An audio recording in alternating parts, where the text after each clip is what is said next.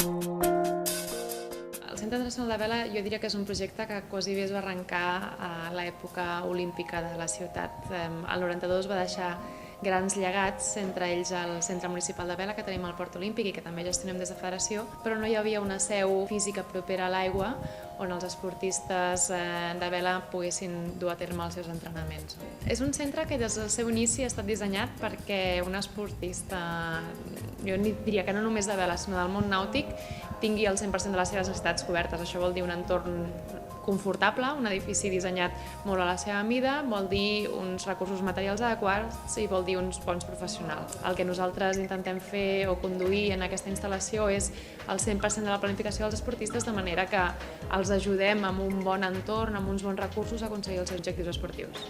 El nostre nivell és boníssim, és de lo millor d'Espanya en aquests moments. Tenim molta gent en edat juvenil que ha sigut campions del món i d'Europa, i després també tenim gent que ja ha fet preparacions olímpiques i que realment estan en el grup capdavanter per poder assolir l'objectiu d'entrar a l'equip preolímpic 2014. En el Centre Internacional de Vela de la Federació Catalana s'entrena tant el tema físic com el tema d'aigua.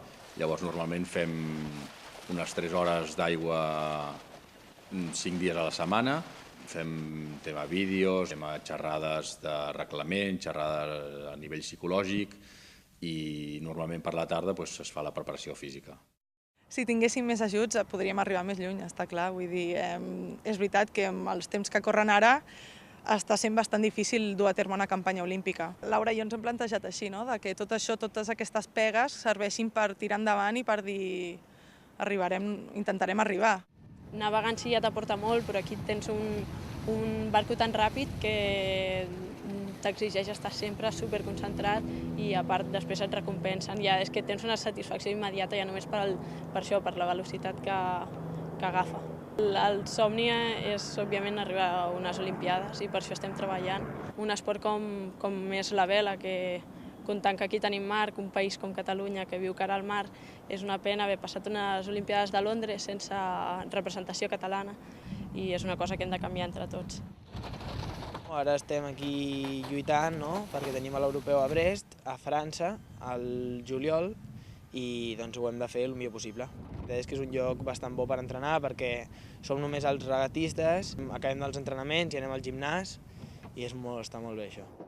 Hem tingut o tenim una generació de joves esportistes entre 18 i 22 anys, que molts d'ells venen de ser campions del món juvenil i ara es troben començant la seva aventura en projectes olímpics. Ells mateixos ens conviden a generar un projecte olímpic sabent que tenim amb alguns d'ells possibilitats clares d'arribar a Brasil. Verkamius va sorgir com una plataforma oberta per donar a conèixer projectes en l'àmbit cultural que necessitin finançament. Creiem que el projecte és bo, creiem que la fi és molt lícita, creiem que hi ha un projecte de país darrere. Portar catalans a l'Olimpiada va molt més enllà de donar diners a uns pocs esportistes, sinó realment és mostrar que són, amb un cert recolzament de país, el talent, podem ajudar-los a aconseguir el seu objectiu. Creiem que una plataforma, una oportunitat com és el crowdfunding és el millor instrument com per simbolitzar que entre tots ho podem fer possible.